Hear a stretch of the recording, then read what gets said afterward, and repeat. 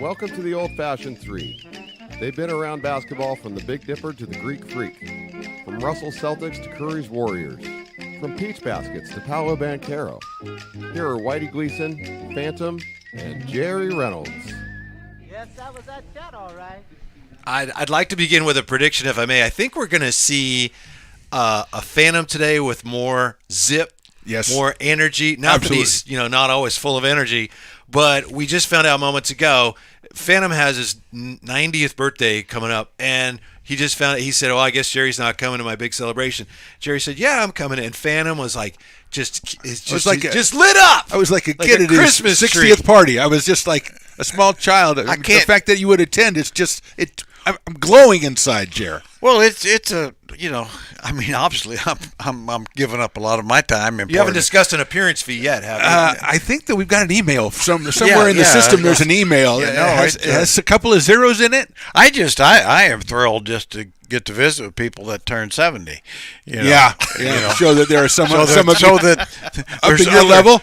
Well, Yeah. not yet, but Well, there's you somebody know, at the party that'll be older than you. Really? Yeah, absolutely. That's always That's how I'm going to try to get you there. or at least well. By the time it comes around, it may not be. Well, I But- can't say that, Jer. It's a family And member. I'm- I can't yeah, be no. talking about that. So, yeah. yeah. Come on. You're Yeah. getting a little lowbrow on me there. Yeah, on the way over to Car Show, which was great today. I Great thought. today. You guys Yeah, were yeah, raving yeah. about it as you got out Really of the good. car, which really is good. great. But Jerry said, "Yeah, I guess I'm going to Phantom's memorial service." And he said, Celebration of "And life. maybe that's Whatever not you the wanna best say." turf for it." I said, "No, I think that's He can pretty- get away with whatever I he think, wants to. You know, it may turn out that way. I mean, The excitement of having you there, absolutely. Well, I was gonna say. So a Yeah. lot going on. Maybe we'll So, get yeah. Whitey invited. I haven't really talked to Working my on people it. about it. Yeah, Working well, on it. not really. No, Yeah. Whitey's not going to be there. I'm not sure. No, he is because he's got to take you. He's got to pick you up. No, I'll find out where it is. I didn't know there were actually homes in Newcastle. Well, I can't. Now you're giving away so much information, Jerry. There's a basketball court out there too, Jerry. Do they? Yeah. No, Oh, we don't yeah. have access to that anymore. What? We're selling that. Oh, yeah, okay. yeah. Oh, anyway. But I'll get you over there. I will say this. I think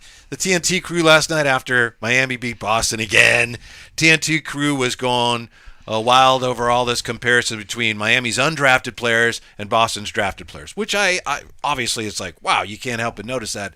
It's striking. But to me, the story isn't Boston's players aren't doing what Miami's undrafted players are. To me, it's like, wow, Miami, what they get out of their undrafted players with their culture, the fact that they're doing this, that's the story. Forget the comparison to Boston for a minute. What Miami is doing is amazing. It really is. I mean, like I say, I go back to the very first play-in game. Atlanta went to Miami and beat them easily. Yes. Had them all the way. Well, that's a great Hawks team, though, Jerry. I mean, yeah, well, it wasn't. I mean, actually, talent-wise, they probably are as good as anybody. But they went in there and handled them. And I'm convinced you couldn't find a single pundit that is singing the praises of the Hawks, the Heat, like Right. we are, would have said, "Boy, these guys are going to get." And the Bulls almost took them. Yeah, Yeah. and now they're the number one team in the East. They're just or they beat the number one team. Yeah. Now they're beating the number two team easily. They just had control of both series. Who are these guys? Yeah, it's almost in a way not giving them enough credit to say, well, Boston's guys are supposed to be doing this. No, it's remarkable what the Heat does in terms of, among other things, player development. I learned from the great Jerry Reynolds years ago. There's 4 ways you can improve your team. Okay. Draft, free agency, Sure. trades, player development, Development. that seems to be the area that the really excellent teams excel in, and the teams that aren't so good really struggle with. And Miami right now is showing, wow, they give the players most of the credit, but still as an organization, it's incredible what they're doing. Yeah, the other thing too is,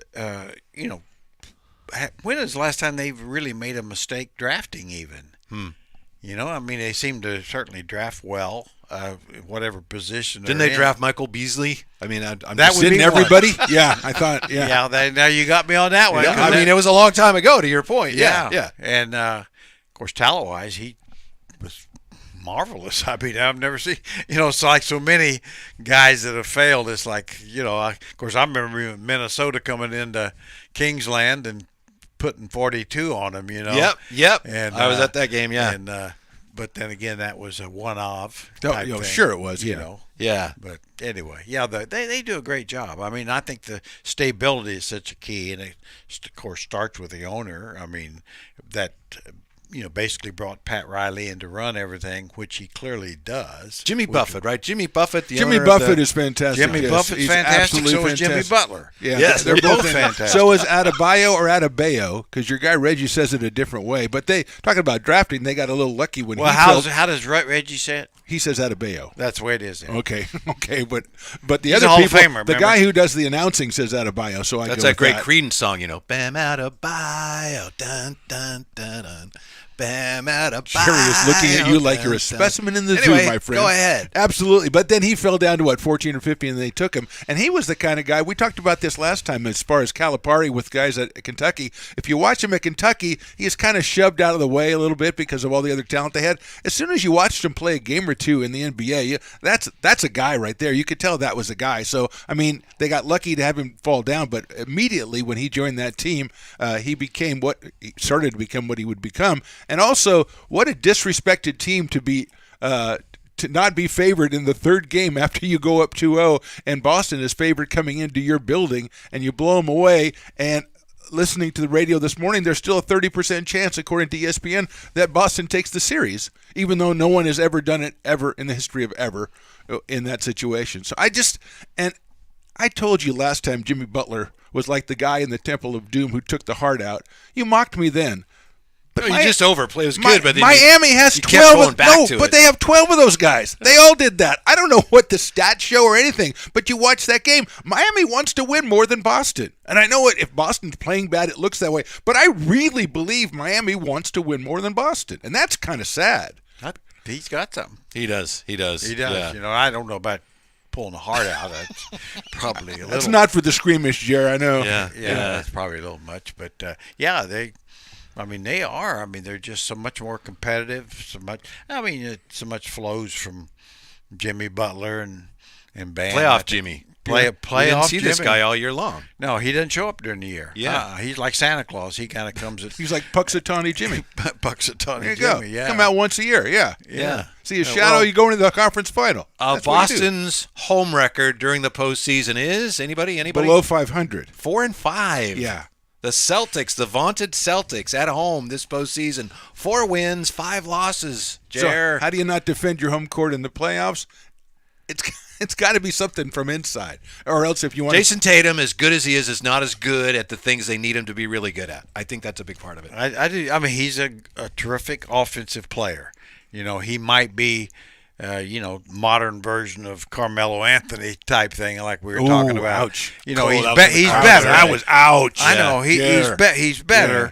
but I mean, Carmelo could go get you 22 every night. Well, most nights on 18, 19, 20 shots. Yep. And then Tatum gets you 30 on about 26 Yeah. or 7 or 8. And not a lot of assists or not a lot of rebounds. He's kind of a ball stopper at times. A little to bit my of a eye. ball stopper. Yeah. And I don't know that I'll say this in his defense. I don't know if that's all his fault. I've yet to discern an actual offense of any kind other than, throw it to him or throw it to Jalen. and Yeah. see if he can Yeah. make a play.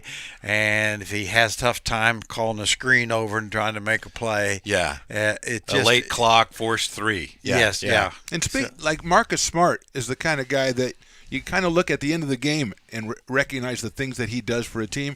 And it seems like more and more now I watch the game, and Marcus Smart is like the guy who gets all the attention. He's the guy who's bringing on himself right away, trying to do things offensively. So he's not the do-everything kind of guy. He's actually an option on their offense, and I don't think that bodes well for them at all. Yeah, I think he's a bit at this stage of his career is a bit overrated defensively. We always got, and he has been, I think, a marvelous defender. I don't think that he is so much now. His age is, and not that he's that old, but I mean, he definitely has a tough time getting places off the dribble, staying in front of some guys a lot more so than he did 3 or 4 years ago. And yet, he's viewed as Marcus Smart. Well, yeah, he is Marcus Well, he's Smart. going to be, yeah. But it's you're just not going to get quite. I mean, actually, it's hard to say that he's better than Malcolm Brogdon if you really get down to it. If you really watch. 6th man of the year, Malcolm Brogdon. I'm a big Former Malcolm rookie of the year. Brogdon guy, yeah, absolutely. I bet they wish they had Malik Monk right now. That's what I'm saying. Yes. You say that about all the Here's teams in the league. the mystery of Miami during the regular season. Their offensive rating, they were 25th in the league. I know it's a lot of numbers when I'm going somewhere.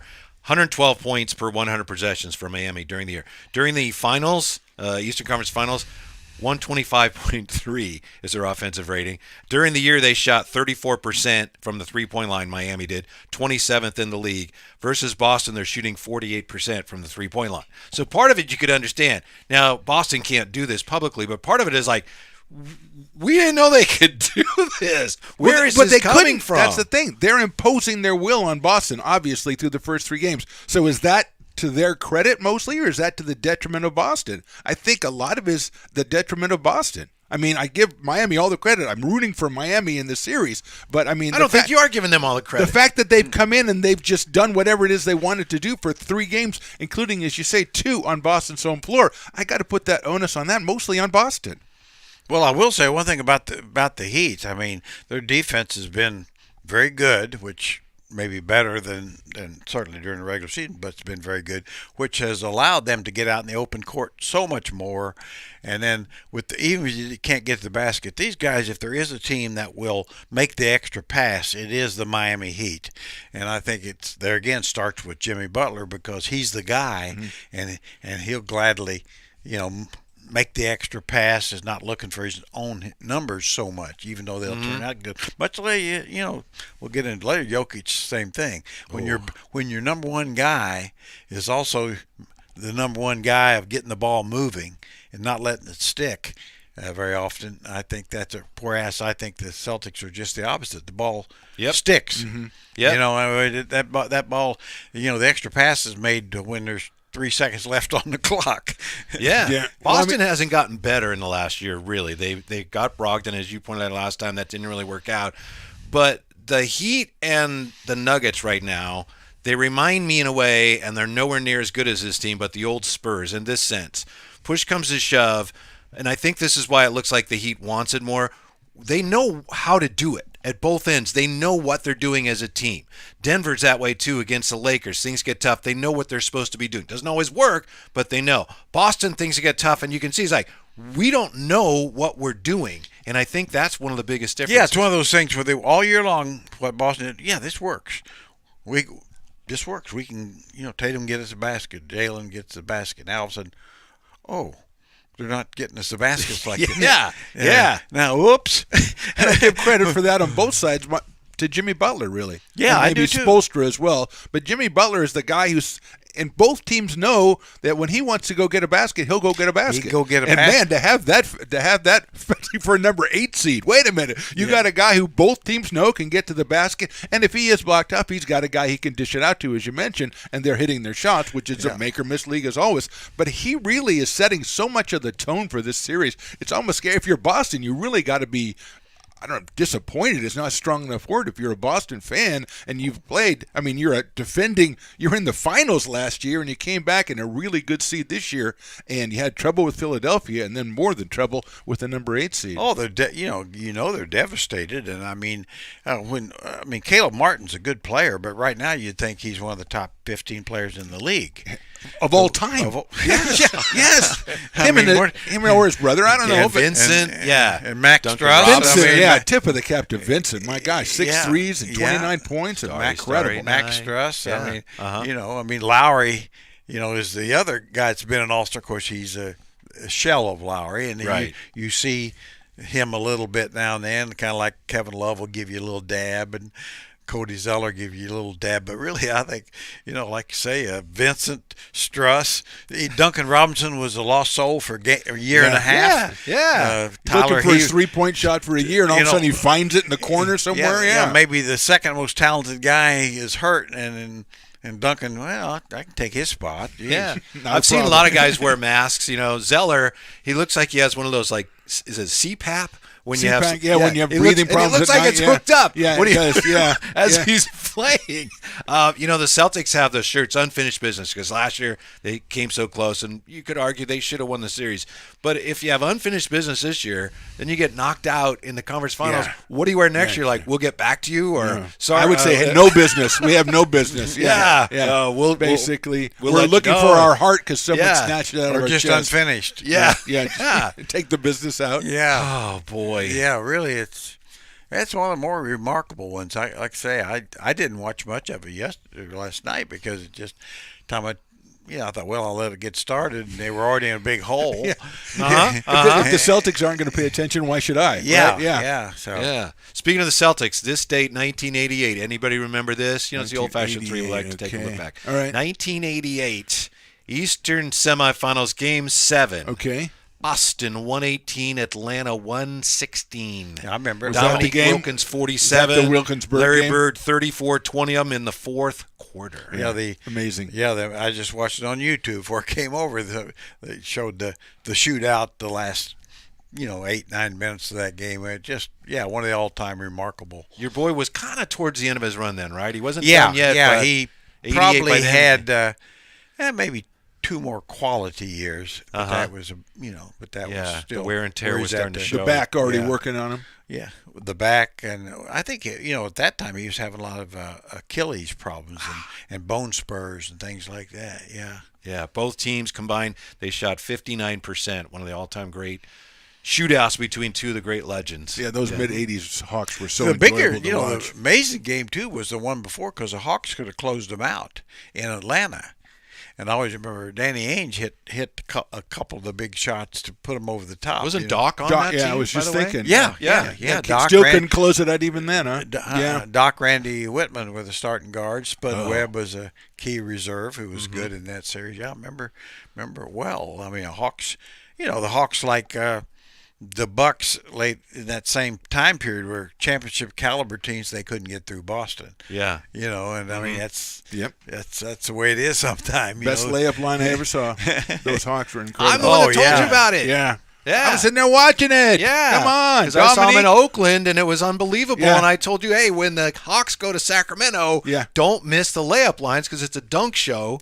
It was insane. Yeah, Kevin Willis and these guys. I remember talking to Mike Fratello years after that and saying, man, you guys had a great dunk show in the pregame. And he said, I had to talk to them. They were expending way too much Well, yeah, 'cause energy. Yeah. Dominic's doing like 720s Oh, and it was stuff. incredible. It was And amazing. you'd have Spud up there. It's like, whoa. You look over Yeah. at the Kings and they're watching. Hey, look Yeah. at that. Hey, come on, LaSalle, did you see that? Yeah. Cliff Livingston. Yeah. I mean, Some high Antoine fives. Carr. Incredible. I mean, Doc he- Rivers could get up in his day, too. Yeah, Doc was Some good Doc good was hops. Really, Yeah. really, people. Yeah, that's one of those guys forgotten. Old-fashioned three. We never forget. Not we don't Doc forget. Rivers, No, man. no. Might we don't forget where my car's parked, but I'm not going to That's forget. right Yeah, up front. yeah, Yeah. or It's the same place where- you put it every time, so I think we can where I find set it. my glasses down. Yesterday, I spent a half hour looking for my damn glasses. Were you wearing them or were they on top of your head? No, actually, I'd taken them off. I was doing something for Mrs. Reynolds, and Of and course, yeah. Good for you. Of course, Yeah, nicely done. Well, Mrs. Reynolds, who, by the way, not coming to finish. Yeah, but she was kind enough to give a reason. I have a competing engagement. I would be there obviously because her and I she are said, close. Good God, I ain't going to that. I ain't Okay, going maybe- to celebrate some old fart. Yeah, yeah. Looking at you when she said it. Actually, I'd like to meet a younger man, Jerry. Well, I know she was too late for her now, though. Yeah, she had she had her chances. Had a chance a half century ago. Yeah. And before we wrap things up here, we're going to try to bring you more episodes, shorter episodes, but more of them. Yesterday I watched, and I know Jerry has this recorded, so I won't say too much, Vezenkov. Had a really good game in the EuroLeague final. I'm still just a little skeptical about his fit. I watched the game on Deuce and Mo. They had their podcast, and you watch and exchange comments. It was cool because no one knew who I was, but they're That's coming down my usual road for you, though, yeah. because I was saying how I don't know about his defense, and defense is just attitude, and he, like, what do you mean? Anyway, I'm a little concerned about his fit, but man, Jerry, that guy Vezenkov, he can shoot. Well, that will play well in the NBA, won't it? I mean, really, he an NBA shooter. He'll find a spot, and like we talked in the car show. I mean, Phantom one there, but Hence the that improvement. obviously a great shooter can have value to the Kings. Can never have too much shooting. Well, Now, defense, me. my feeling was that's fine. I have no problem. You saw enough to say this is a big time shooter, but that's still not going to solve their main problem. In other words, Right, but he's going to package him. That's last we heard. You were packaging him with the 24 I'd be pick open to it. and grabbing something that's going to help with that the core problem as you well, see that's it. pretty smart. Smart guy right there. Well, I mean, the better he plays in EuroLeague, the better the package is. You know who else was in that game, Phantom? We had Rudy Fernandez is playing.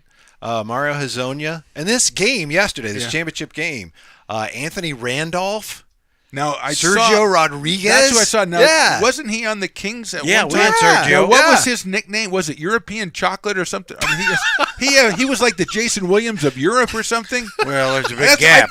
Well, I'm not saying he was, but when he came over, Don't ever I do seemed that. to No, don't do I'm that. Gary. I was I'm a prisoner of the times. I was here. You're not gonna go I to the read party about now, it. are you? That's pissing me off right there. Well, guess what? Sergio's invited. He's accepted, so he will be there. We'll get the answer to your question. Right, we'll Okay. bring it to you. Be back with you. on- Jason Williams Yeah, of Europe. wow. Are you kidding me? Yeah. European chocolate. Back with you Wednesday on the Old Fashioned 3. Thank you for joining the Old Fashioned 3 on Stones Radio Networks. To stay updated on the show, like and subscribe on YouTube, and all shows are available for download on iTunes or wherever you get your podcasts, and of course at stonesradionetworks.com. Follow the show and the gents on Twitter at OL, Fashioned, and the number 3, at Phantom Radio 60, and at Whitey Gleason. This has been a production of Stones Radio Networks.